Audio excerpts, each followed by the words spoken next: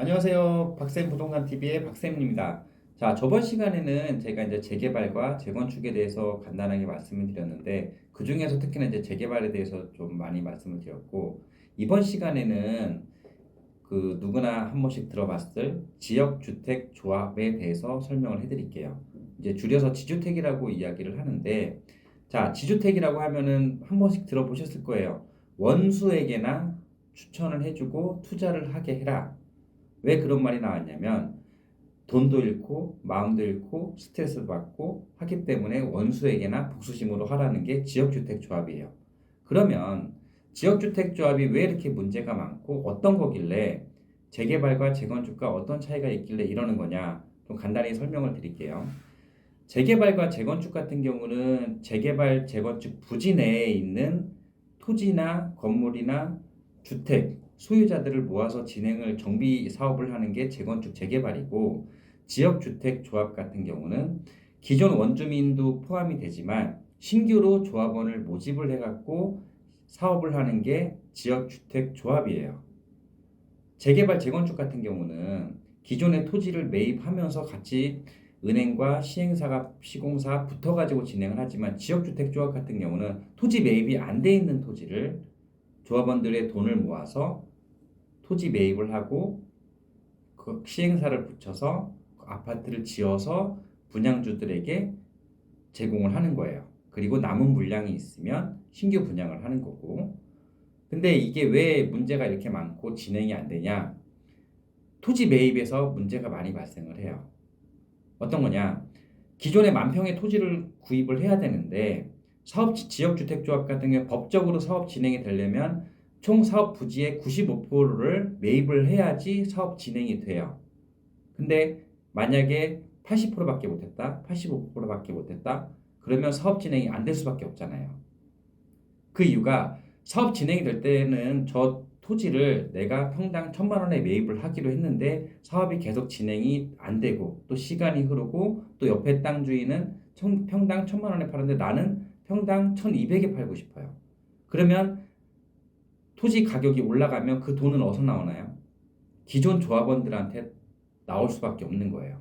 조합원들이기 때문에 추가 부담금을 내서 토지를 매입해서 아파트를 지어야 되는데 그 토지 매입이 상당히 어려워요. 그리고 조합원들은 조합비를 계속 내야 되고 나는 처음에 3억 정도면 될 줄 알았는데 이게 계속 시간이 지나고 조합 사무실에서 이거 추가 부담금을 뭐 5천만 원 더 내세요, 1,000만 원 더 내세요, 2천만 원 더 내세요. 이렇게 계속 요구를 한단 말이에요. 또 사업이 진행되려면 또 그 금액이 돈이 들어가는 거고. 근데 조합에서 과연 그 돈을 가지고 정상적인 사업비로 사용을 하냐 안 하냐, 이것도 좀 의문이 들기 시작을 해요. 왜 나는 돈을 주는데 왜 진행이 안 돼? 왜 계속 그 자리야? 이렇게 해서 사업이 무산되는 경우가 상당히 많을 수밖에 없는 게 지역주택 조합이에요. 보통 재개발, 재건축 같은 경우는 특히나 이제 재개발 같은 경우는 뭐 30년 이상 된 건축물이 뭐 그 해당 부지의 3분의 1을 넘어야 되고 이런 절차가 있어가지고 정비 사업을 따는 건데 지역주택 조합은 대충 어느 정도 좀 오랜만 되면 모아서 할 수 있는 게 지역주택조합이기 때문에 재개발, 재건축이 안 되는 부지를 지역주택조합을 하는 거기 때문에 또 토지 자금이 부족하기 때문에 조합원들을 모아서 그 자금 갖다 사업을 진행하는 건데 사업을 하다 보면 추가 부담금이나 추가적으로 금액이 늘어날 수밖에 없잖아요. 그래서 지역주택조합이 안 되는 경우가 많아요. 전국적으로 보면 지역주택조합의 성공률은 15%밖에 안 돼요. 나머지 85%는 다 끝나는 거고 없어지는 거죠. 그리고 실질적으로 빠른 시간, 약속한 기간 내에 끝나는 거는 5%밖에 안 돼요. 근데 이 5%가 어떤 것들이 되냐면 지방 같은 경우는 뭐 큰 창고 부지가 있다든가 아니면 뭐 공장 아니면 뭐 논, 밭 이렇게 큰 면적의 소유주가 몇 명 안 되는 것 같은 경우는 토지 매입이 상대적으로 쉽기 때문에 개발이 진행이라든가 이런 게 좀 잘 되는 편이에요. 근데 수도권 같은 경우는 그게 현실적으로 되게 어려워요. 제가 재개발에서 말씀드렸지만 만평의 토지에 조합원이 100명이냐 1000명이냐 뭐 500명이냐에 따라서 사업 진행 속도가 난다 그랬잖아요. 지역주택조합 부지에 보면 조합원들, 그러니까 그 토지의 주인들이 1, 200명은 아니잖아요.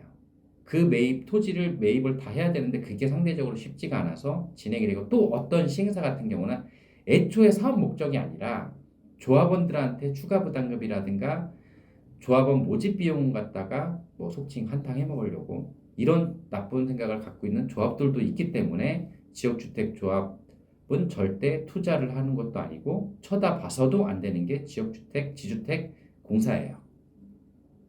자, 그러면은 이제 재개발과 재건축 지주택에 대해서 말씀을 드렸는데, 지주택 같은 경우는 제가 하나 말씀드린 게 절대 하지 말고, 그다음에 재개발, 재건축 같은 경우는 투자 시기를 잘 봐서 좀 사업 진행이 빠른 곳을 하라고 이제 말씀드렸는데, 이렇게만 하셔도 부동산 투자에 있어서 손해를 최소한 덜 보실 수 있고 내 소중한 자산을 지킬 수가 있는 게, 많이 알아야 많이 돈을 벌고 또 손해를 안 보고 하는 거예요.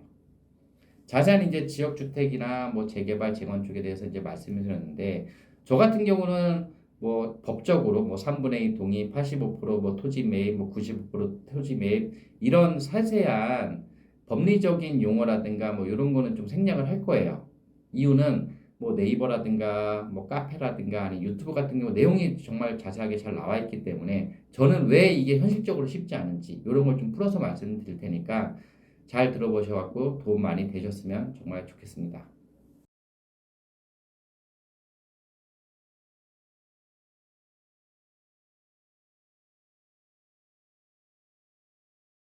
그리고 더 궁금하신 거나 아니면은 좀 알고 싶은 부동산 정보에 있으면 쉽게 설명을 드릴 테니까 뭐 구독 눌러주셔도 되고 좋아요 눌러도 되고, 혹시나 궁금하신 거 있으면 댓글로 문의 주시면 자세하게 설명을 드릴게요.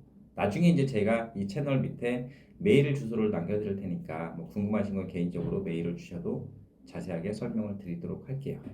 그러면 다음 시간에 또 찾아뵐게요.